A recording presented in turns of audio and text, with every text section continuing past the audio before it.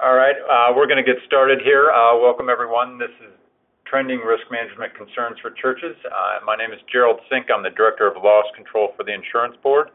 Happy to have everyone with us today. As you have questions, please feel free to type them into the attendee chat.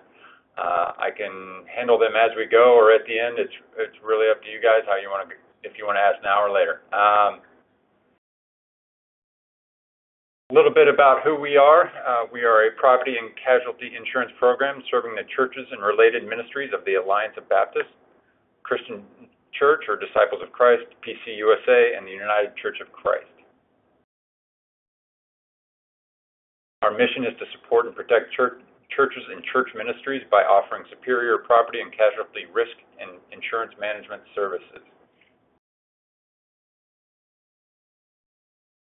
Our vision is to become the program of choice for the denominations we serve. The agenda for today is to handle property trends, casualty trends, sexual assault and molestation trends, church security trends, and then the resources that we provide here at the ID. And then hopefully we can get to any questions at the end. There should be plenty of time. So property trends. Our goal at the Insurance Board is to help protect your church and facilities from damage due to unforeseen peril. Some of the bigger trend items I've seen in my short time here are claims revolving around fire, hail, water, and windstorm.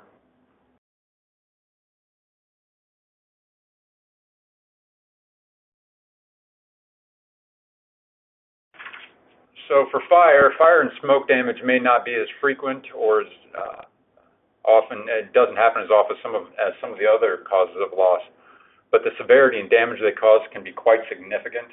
The average fire claim that we see here can be close to $250,000. The average smoke claim from a fire can be close to $80,000. Both of those are ranked among the highest. So you can see that the damage can be quite significant even if the frequency isn't as often as some of the other claims you might see. According to the National Fire Protection Agency, the 5 leading causes of structural fires in religious properties are cooking equipment, heating equipment, intentional or arson, that's where someone sets the fire, electrical, and then a tie for 5th place between candles and lightning.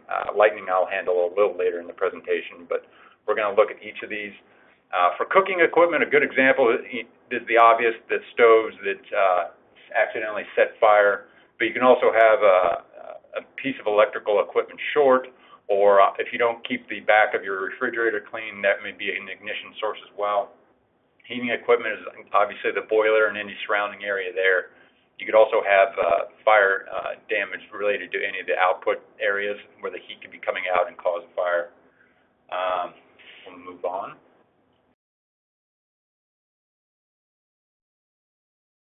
For fire, the best step is to plan and prevent the damage. So if you take the proper steps and put the proper time into prevention, you can go a long way towards either preventing the incident or mitigating any of the damage that could come from it. Routine maintenance for your sprinklers, your HVAC system, and your electrical are very important. I know for sprinklers and for HVAC, it's usually a jurisdictional requirement, especially for boilers, that you have it inspected every year by a professional. Sprinklers, it is also best practice to have them serviced on a yearly basis. You can hire a third party to come in and they'll check your system and repair it as they see fit, and they'll provide you with any recommendations as to how to keep it best up to date. And then for electrical, it's a good idea to have your system inspected routinely to find any shorts or to look at your service box to make sure that it is in good shape. It's a good idea to keep areas around electrical equipment and HVAC clutter-free. The rule of thumb is 3 feet, but I recommend not having any storage in your HVAC room. I know that you can't always do that with a boiler room. You need tools or any accessories for the boiler there, but try to keep from putting any display or any other paper items or anything that can catch fire in the room. For electrical equipment, there's usually a 3-foot arc around any electrical boxes that's recommended that there not be anything stored within that arc. Next, install remotely monitored fire and smoke alarms. It's a good idea to have a third party monitor those. if your budget allows. That way you can be sure that someone is keeping an eye on your system or your building 24 hours a day. If an event occurs, they can trigger a phone call or to you, both you and to the fire department, to make sure that the response is coming. Remove ignition sources, both inside and out. It could be anything from trimming your hedges outside to prevent hiding places or arson risks, to cleaning up your stairwells to keep ignition sources inside from being present in your hallways, in your stairwells, in and around your boiler, in and around your electrical boxes. So just keeping things clutter-free and clean will go a long way towards mitigating or preventing any damage that could occur. Next is installation and service of fire extinguishers. Service is a big one. We recommend that they be serviced yearly, if not more, to make sure that they are up to code and up to grade. Installation should be according to jurisdictional standards. The more the merrier, obviously, but I've seen numbers from anywhere from 75 to one that is accessible every 75 to 100 feet, just to make sure that one is easily available should a fire start. And then in the kitchen, installation and service of fire suppression equipment. Usually the local code will dictate there, but keeping those up to date and cleaned and ready to go is very important.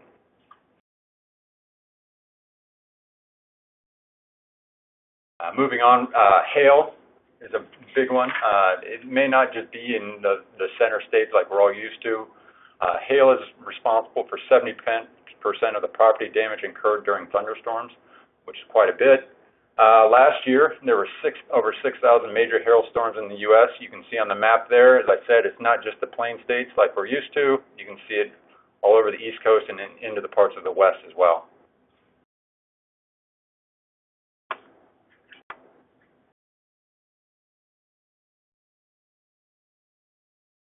Preventing hail damage can be very difficult. It's usually costly, and once a building's in place, it's hard to make changes to adapt to hail standards. But they can be considered as updates are made to the building and as capital becomes available.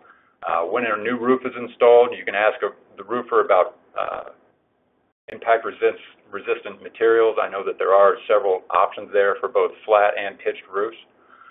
Hail guards on your roof-mounted and exterior HVAC are very important. And even if you have hail guards in place, make sure you inspect those, as they can be damaged as time progresses, whether through rust or through prior storms, or they just may not be properly installed, or they may have come loose. So monitoring those will help prevent or reduce any damage to HVAC equipment. I mean, I'm not just talking roof-mounted air conditioners. It's also your vents, your flashing, your roof valleys. Any of those can be damaged by the hail. So your vents can have guards on them as well. And finally, install protective coverings over your stained glass windows. I know this is pretty common, but just to reiterate, a plexiglass or some sort of cage wiring over your windows will help protect them in the event of a storm. It'll knock down the hail or prevent it from striking your stained glass windows altogether.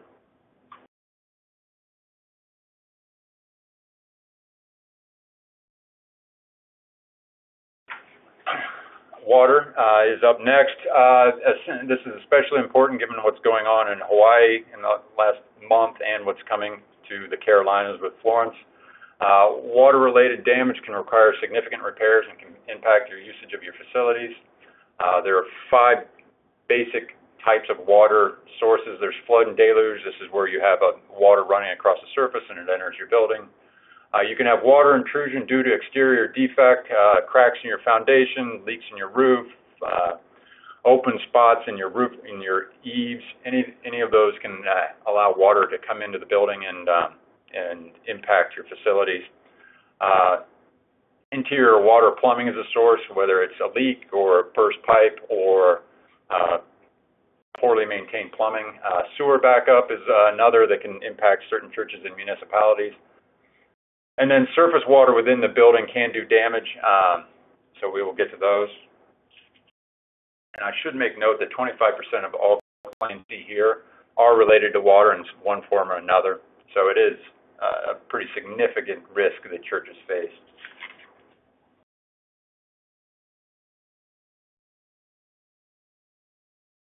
Planning and prevention are, again, the most important steps you can take to reduce the impact of water damage. As we enter the autumn season, winterizing your building becomes very important to preventing water from getting into your building or doing damage to your building. As we head into the fall and winter months, you should disconnect all exterior hoses, clean and repair your gutters and downspouts. If the gutters are coming free from the building, they need to be secured, they need to be lined. If there's cracks in them, make sure that they're sealed so that water can stay in the gutter system itself. Make sure that the gutters travel at the proper pitch just to make sure water drains. All of those will keep the water from going over the gutter and causing either icicles or the water puddles on the sidewalk below that we've all seen. Downspouts are a big one too. Make sure that they're secured to the building. Make sure that the downspout points the water away from the building so that it doesn't pool and cause either damage to the side of the buildings or slip and fall exposures there as well. Install weather stripping on exterior doors and windows, and if it's installed, just make sure it's checked to make sure it's up to date and not cracking. This will keep water from getting in through those two areas. And finally, check your pipes that are in unheated areas to make sure that they're either insulated or wrapped with an insulative tape. This will keep them from freezing during the really cold months. Those frozen pipes do lead to quite a bit of damage. Beyond just winterizing your building year-round, routine maintenance of your sprinkler systems and water tanks will help. Inspecting the pipes there to make sure that they're not corroded and prone to leaks. Inspecting the heads to make sure that they're in good shape and the heads won't either burst or leak. And then water tanks, looking around the base of the water tank, making sure nothing's rusted. Making sure that the tank itself is not rusted, and if you see any water spots or pooling water around your water tank, call a professional to address it. Routine maintenance of bathrooms and kitchen plumbing. In large buildings, you can have areas where you may or may not see them every day, so just walking the bathrooms and kitchen to see if there's any leaking water, to make sure that everything's in good repair, or to make sure that nothing is just running when it shouldn't be running, is a good idea to at least help prevent any water damage. On the exterior of the building, make sure all landscaping and sidewalks slope away from the building. This will keep the water from pooling against your foundation and hopefully keep it out. Landscaping you can build up to help the water slope away when it comes down. And sidewalks, I know over time that they can heave and slant one way or another, but making sure that they're in good repair and slope away from the building to help prevent water pooling is a very good idea. And finally, if your building has a sump pump, routine maintenance is ideal. You don't want it to be overwhelmed should there be an event that allows water into the lower regions of your building. Making sure that either your sump pump you have or the multiple sump pumps you may have are in good repair and up to code is a very good idea to help prevent water damage. Last in properties, windstorm. I know last year we all know about the three big ones, but we had 4 total make landfall in the U.S. last year. And to go along with that, there are also 1,522 tornadoes in 2018. You can see the map below that kind of maps out where they were. Again, it's not just the center of the United States. It does stretch into the east, into the south. So this is not just a regional issue. It is a national issue. For windstorms, you need to be as well prepared as possible. It's not just preparing in the days leading up. It's a year-round preparation. You should have an emergency plan in place and make sure everyone is trained on it. If you don't have one in place now, make sure that you work to get one in place going forward. It should include the management team that's responsible for implementing the plan, any resources they need to collect to make sure they're ready to respond to a storm, and it should provide for each person's roles. Lightning is a big deal in storms, especially convective storms. So a lightning rod on the building and a lightning protection system on the building will help protect both the physical building itself and any of the electrical contents. I know organs are specifically exposed during electrical storms. And to go along with that, lightning hitting your building could do significant damage to the electrical wire in the building itself. So anything you can do to protect from lightning is a great help. Around the building, making sure branches on trees are trimmed will keep them from falling onto your building or hitting anything in your parking lot. during a storm. I know they can. We've all seen the pictures of the limb falling on a house and doing quite a bit of damage. That could do as much damage to a church if it either goes into the side or hits the upper reaches of the church. Replace all broken doors and windows. This will keep wind and water from impacting the interior of your church during a storm. And finally, clean and repair all gutters. We dealt with that during water, but it applies here. During hurricanes, you're going to have a significant amount of water be dumped on the building, so anything you can do to make sure that water is moved away from the building as efficiently as possible, it will go a long way to helping preserve it.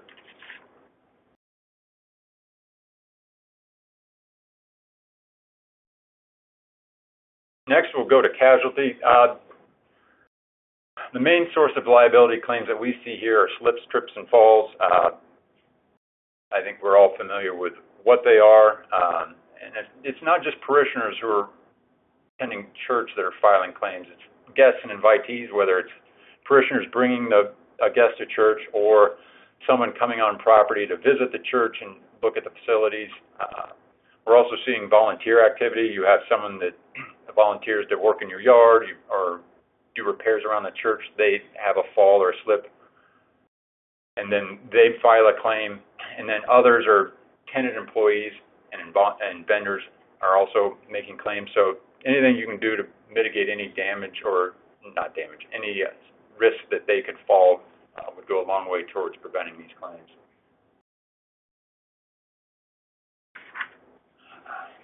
So accidents are often a result of imperfections in walking surfaces inside and outside of your building, including potholes both in your parking lot and any holes you may have in your sidewalks, cracks in walking surfaces and sidewalks, cracks in your flooring, cracks in your stairs can cause someone to either catch a shoe or to trip altogether. Settling or heaving of sidewalks, this is a big deal, especially in more northern climates. I know we've all seen the sidewalk where it looks like it has almost come up out of the ground compared to the block next to it. Repairing those as quickly as possible is important. Slippery surfaces. This is both water on the inside, so if you're in a kitchen or a bathroom and water goes on the floor, that needs to be cleaned up as quickly as possible. If you're cleaning, you need to put out the slick area signs to make sure that no one slips and falls in the areas where you're cleaning. And on the exterior, you can have slippery surfaces due to either water or rain or snow.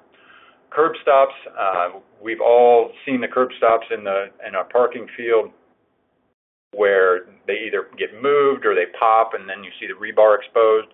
Both items there can be a trip hazard. Both the curb stop itself and the rebar can cause people to trip.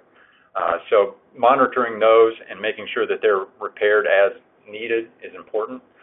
Broken stairs, not just in terms of cracks in them, but on concrete stairs you can see the fronts be broken off, so it's an incomplete stair, or there's a hole in a wooden stair, or treads or risers are just not in good repair. Repairing those as quickly as possible is a good idea. Both interior and exterior railings coming loose need to be repaired. If someone's using those railings to help them get up the stairs and it pops loose or it moves unexpectedly, it can cause a fall.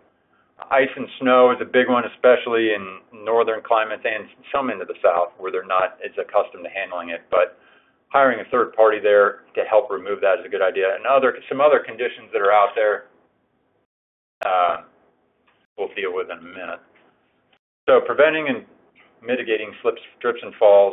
A routine maintenance program will help address any hazards. Having someone walk the property with the idea of not just what do I see, but what would someone that maybe shuffles or with poor vision or with any incapacitation of any kind, what is going to impact their getting around the property? Make sure that is kept in mind. I know it's almost impossible to have a property in good repair at all times, but addressing them as quickly as possible and documenting any repairs will help mitigate any damage. Good housekeeping in public areas is a must. Keeping things clutter-free, keeping the floors clear, keeping debris picked up so that it's not a slip hazard. On the exterior, keeping sidewalks free of debris, both gravel, sticks, leaves, and anything that may cause an uneven or a slick walking surface. Paint unavoidable tripping hazards in contrasting colors. This is your parking stops, your curbs, and possibly any stair steps that may be hard to detect versus the background, so you can paint a stripe on there. There are some municipalities where there's a specific code that this be done in a certain manner, so consulting a contractor would probably be best there, but making sure that the hazard is recognizable and at least marked out will help. Installing adequate lighting in all areas of the facility, both inside and out. So parking lots and sidewalks should be as well lit as possible. Inside, try to keep light in all public areas so that there's not a dark area where a slip hazard could be obscured or a trip hazard could be obscured. And hiring third parties for snow and ice removal is very good idea. When you do that, make sure that there's strong indemnity language and you obtain a certificate of insurance. Also make sure that there's a standard that they set to, whether it's their required amount of snow before they come or on a frequency basis. So for some of them, you can have them come every 2 hours on a Sunday should snow fall. Just make sure you negotiate that up front so they know what is expected of them and you can rely on what they're going to do.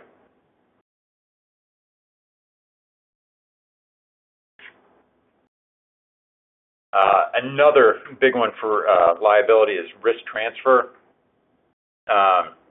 So for anyone that uses your space or for any tenants, make sure that there's a facility use agreement or a lease in place. It should be signed by them and by you, and both parties should get a copy. We have an example of a facility use agreement here that we're willing to provide, but it should always be reviewed by a local attorney because jurisdictional requirements are different, and so there may be different language in each municipality that would be acceptable. Certificate of insurance should be obtained from all vendors and all people who use your facility, and a church and its board members should be named as an additional insured. This will protect the church in the event of a claim. You can make sure that the insurance company for the third party that was on the property will hopefully step up and protect you. Hold harmless and indemnity agreements or language within a signed contract that hold the church harmless from injuries on the premises and requiring a third party to pay for church defense are a good idea in events where, again, you have someone on property using church facilities for a non-church function. This could be weddings, this could be church, not church, but rec leagues that use a church gym, meetings in church basements like AA or NA, or anything along those lines where church facilities are being used by a third party.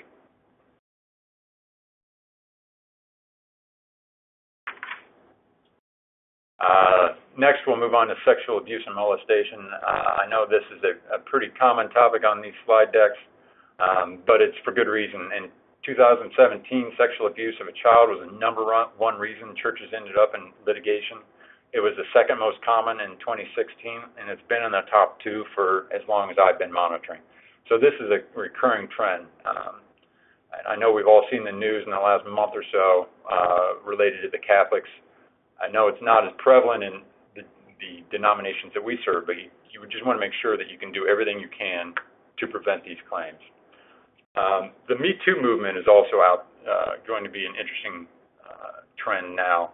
It's not yet made its way into the church arena, but you want to make sure that your church is set up to prevent any opportunity for bullying, for harassment, for any of the Me Too-based claims to arise. You want to make sure that everyone is aware of how to operate and make sure that anyone that could be a predator or an abuser or anything else, harasser along those lines, they're either go through the proper training there or they are properly supervised, should there be someone.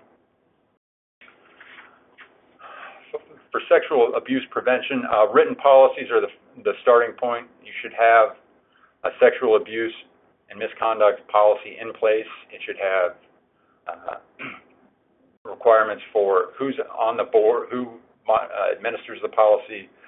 It should define what a sexual abuser or a registered sex offender or any of the people involved are. It should have screening. It should call for employee screening and selection.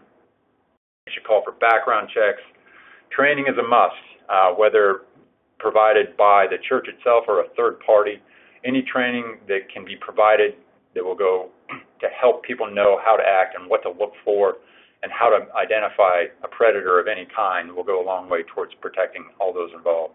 And then monitoring and supervision is a big one. In an office setting, 2 people should not be in an office alone. I know that's not always practicable, but in professional office setting, 3 or more people in an office at one time is the best way to prevent any sexual harassment. For child abuse, the ratio should always be 2 adults to 1 child. That way you can observe anyone else and make sure that there's coverage there to prevent predators from having one-on-one access to a child. Above all else, make sure that anything that you see that doesn't look quite right or that may seem funny, report it up the chain. Report it to your seniors, report it to the agents, or call us and we can help you try and find the correct resource.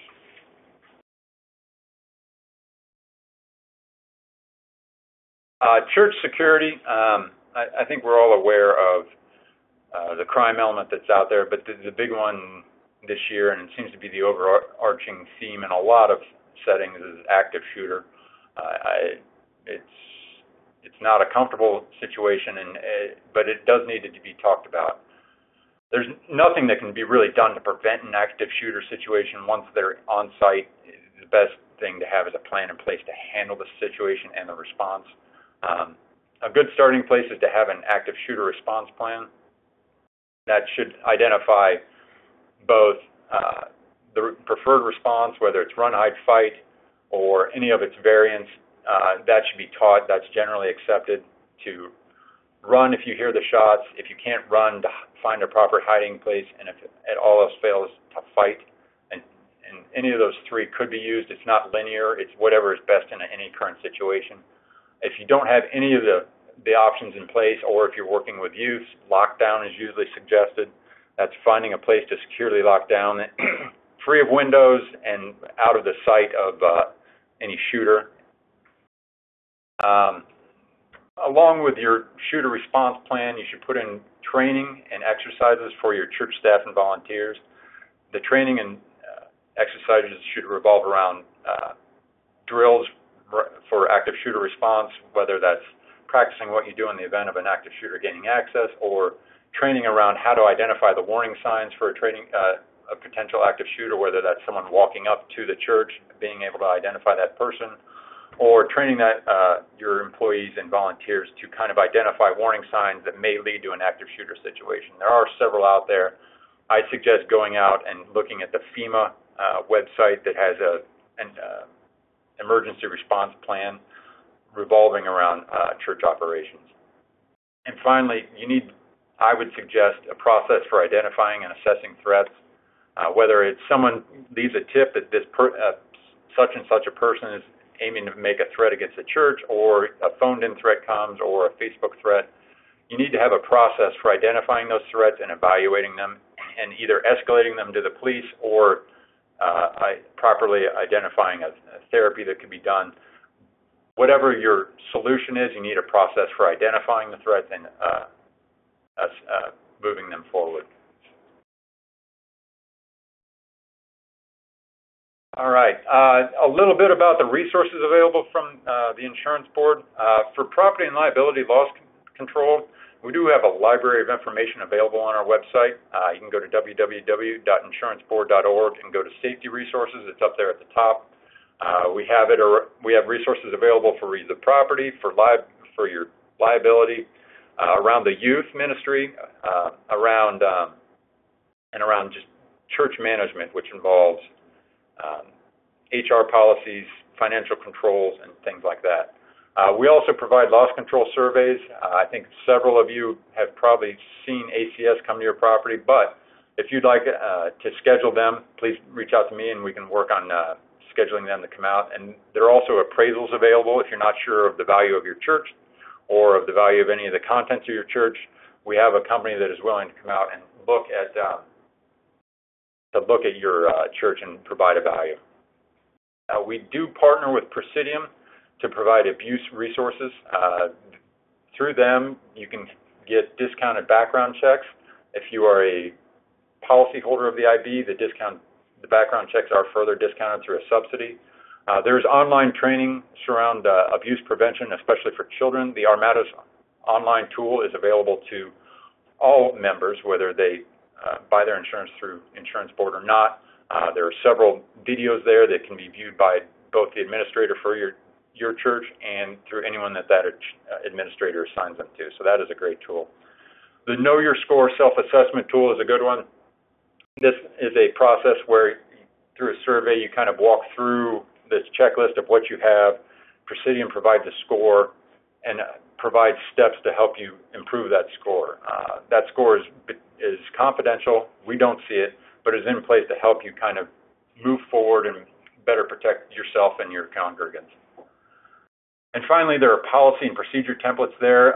They have a abuse prevention policy template there that is a pretty good one. I know that each of the denominations have their own preferred one, so if you're not comfortable using the one provided by Presidium, please look at your denomination website to see if you can find the one that's particular to your denomination. All right, that brings us to the end. Are there any questions in the attendee chat?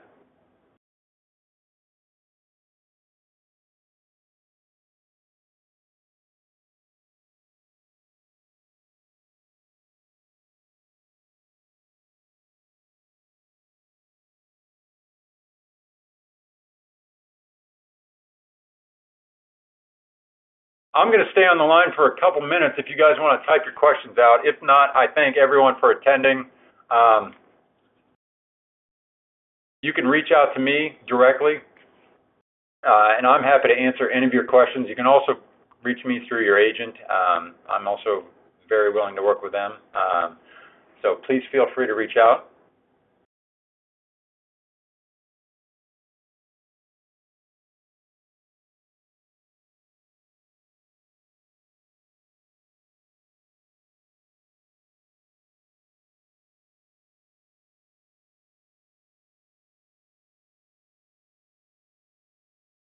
I have a question here regarding what is covered and not covered for water intrusions. I'm not trying to punt your question, but it is best to talk to your agent about that.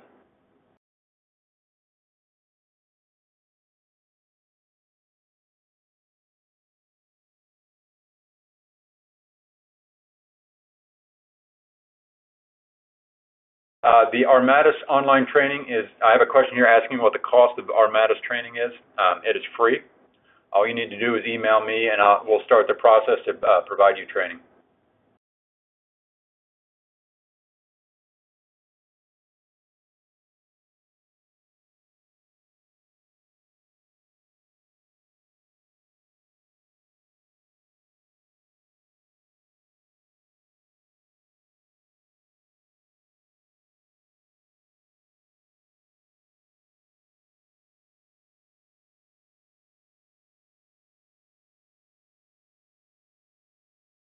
A question here about doing larger group training. If you're looking to send the Armados trainings to other people in your clergy, yes, you can provide it. It's all online. If you're looking for something more along the lines of like a conference or a seminar that you can do, that's not really what Armados is. But if that's what you're looking for, we can try and organize a resource that would be able to do that for you.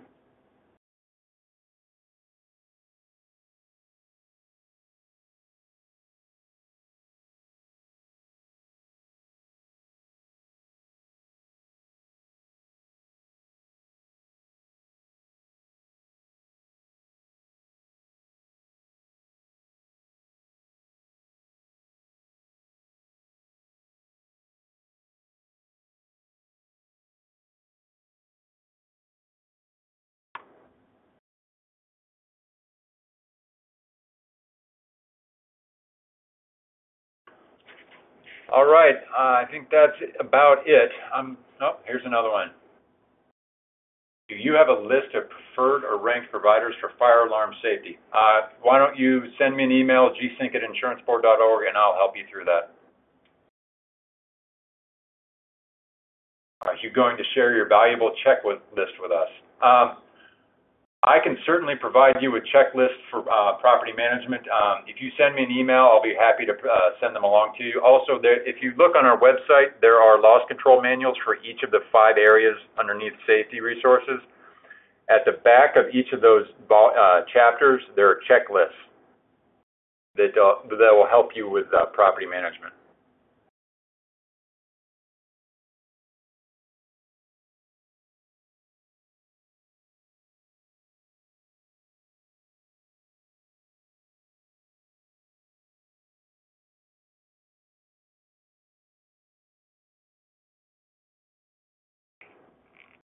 Okay, I am going to bid you all adieu. Thank you for attending. Again, if you have any questions, please feel free to email or call me. Have a good afternoon.